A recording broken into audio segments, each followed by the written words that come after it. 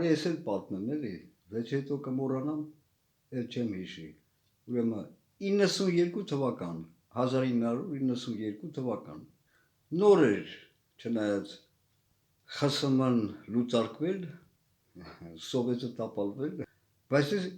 սովետական անձնագրերով էինք, դեռ որոշ երկար ժամանակ զբոսաշրջում, այո, տարբեր երկրներ, այն թվում նաև գնում ենք Ռուսաստան։ Կարճ ասած ինձ հրավիրել էին Մոսկվա, մի հատ երաժշտական ստուդիայում աշխատում էի ու այնպես էր ստացվում, որ միշտ մինչև գիշերվա 1000-ը մնում էի, էլի, մինչև չնայած այնտեղ ես հիշում եմ մետրոն անգամ գիշերվա ժամը 1-ին էր փակվում։ Բայց դե մնում է էլի, հիմա կարող է մինչև 2-ը 3-ը տաքսի էի նստում։ Օրերից մեկն էլ ուրեմն մնացի, ուշ մնացի մինչև ժամը 2-ը գնում էր։ Ուրեմն կրկնում եմ, սա 92 թվականներ դե նոր էր սկսվել այդ ռսակաղբությունները, ես հələ չգիտեի դրանք, չէի գիտակցում։ Հետո ինձ այդ ստուդիա հրավիրել են, որտեղ ես իրանց պետք էի։ Դե աշխատողներից մեկը անունը Անդրեյ էր, ասում է, արի այսօր էլ եթանք Մերյան, մեկը մի քանի ժամ է մնացել մինչև առավոտ, ինքն էլ այդ մոտակայքում էլ ապրում էլի։ Ասում որ մեկ էլ չգնաս հասնես ես մեկ ու հետ գաս։ Մի քանի ժամվա համար, ասի դա, ուրեմն գնացին, ուրեմն Անդրեյը ապրում էր մոր հետ կոմունալ բնակարանում, մի սենյակում։ Դո սկի չեմ էլ հիշում կարևոր չի, ինքն ու մերն էր, մեկ էլ մի հատ տարեցկին, ասեմ, չէ, պարավ։ Հետո պարզվեց, որ հայ էր, մի հատ ուշադրի լսեք։ Ուրեմն գնացինք, մերը դες ընդունես, դե ռուսները ոնց են, ռուսը ոնց են։ Գնացինք սուպուզ խոհանոց նստանք թե եկամ, մեկ էլ եկավ այդ պարավը։ Մտավ խոհանոց ու սենց մի տեսակ թարս էլի։ Այդ Անդրեյը միանգամից, բա это мой друг, բան, и, кстати, Արմինի բան։ Էսի հեչ վեճը չի, բա я же говорю, ռուսերեն չասեմ էլի։ Նես կոպիտ ու անդուր, բայց երբ որ ինքը ասեց,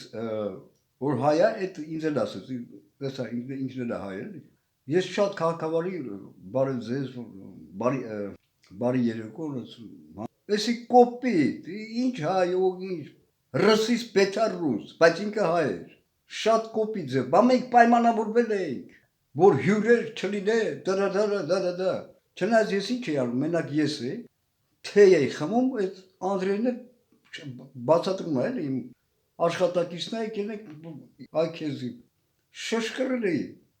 ոնց էսը հայ է, վեր թրա ուզում եմ մի արդեն կոպիտ, Անդրեյ չթող, գնաց իրան քաշեց մի կերպ մոր հետ, արա ֆակիմ այդ շուր տված հայերի, ռուսից պետար ռուսա, մորդովային պատմել էի, մորդովացուց պետար մորդովացի է, հա բայց ձեր հետ էլ ինչի մասին է, ինչ է ուզում ասել, այդ փչացած քաղաքացիություն ստանալու օրես գիրքը, բացի ինձանից, ով է բողոքարկել, հիմա այդ պարավի եսի մետ ով էր, երևի հայերեն էլ չգիտեր, թորը, որի ազգանունը հայերեն չի, հայկական չի, կամ էլ ծորը, որի արյան մեջ ավելի շատ չգիտեմ ինչ ռուս մուս ինչ քակասես կա, կարող է մի 6-րդ թե 7-րդ մասն է, բայց այս ղախպա օրենսգիրքը ասում է, որ դու իրավունք ունես ոնց թե արա, քաղաքացիություն ստանալու, սա ինչ ղախպություն արա, ու դիմում է գիտեք, ոչ, ոնց որ մեկ էլի պատմել էի, ռուսական ազգանունով տեսքից ռուս, էլ չասած դրա ամուսինը, սկի Հայաստան չեն էլ պատրաստվում գա, ոչ էլ հայերեն սովորել, ոչ էլ ցանկություն ունեն, ուղղակի անձնագիր, կարող է հետո պետք գա, ինչա թե Նիկոլը քակա կերցել է, որ բեզվիզ մթամեթան մանգան, այդ քակա Եվրոպա, այդ ղախպա Եվրոպան, ֆակեմ այդ Եվրոպան, ասացի, հա, ու ստանում են տենց անձնագրեր, սա գրեհիկ այլանդակություն է, ես չգիտեմ որն է ավելի գրեհիկ, Նիկոլ Ղախպեն վարչապետի աթոռի, թե սա, հիմա տեսեք օրենքը ոնց պետք է լինի, դա առանձին թեմա է, բայց մի երկու բան ասենք ենթադրենք ծնողները Հայաստանցի են, երկու գնացել է երեխեն ինչ-որ ուրիշ երկրում ծնվել, իհարկե իրավունք ունի ստանալու Հայաստանի ազնագիր, քաղաքացու, Բայց ասեմ, երբ այդ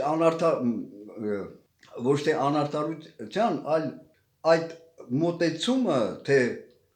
քանի որ հայ ես, իրավունք ունես եւ այլն դրսևորվեց, բայց որը լիովին չի համապատասխանում այսօրվան։ Երբ որ Հայաստանի Հանրապետությունը նոր էր ձևավորվում, որպես պետություն, պետականություն 20-ականների, այդ ժամանակահատվածում, լսում եք ականջներդ բացեք մի հատ, ապրող հայերը տարբեր մոտակա երկրներում, դրանց էր վերաբերվում, խնդրեմ եկեք ստացեք քաղաքացիություն եւ այլն։ Այսինքն նրանք արդեն կային, երբ ձևավորվեց Հայաստանի Հանրապետությունը, բայց ինչը լիովին, ուրեմն տարածվեց բոլոր հայերի, բոլոր ժամանակների, հետագա ժամանակների տարբեր երկրներում ապրող հայերի եւ նրանց սերնդի, որոնք սկի չեն ցանկությունը չունեն հայ լինելու, բոլորի վրա, թե ինչ որ մի կապ ունեն հայերի հետ, այսպես տարածվելով աղավաղվեց գրեհիկ ձևով։ Դուք հասկանում եք, մենք հասկանում ենք, որ այդ իբր իրավաբան, դոյերմով, այդ ֆիրմաների, փաստաբանների տարբեր,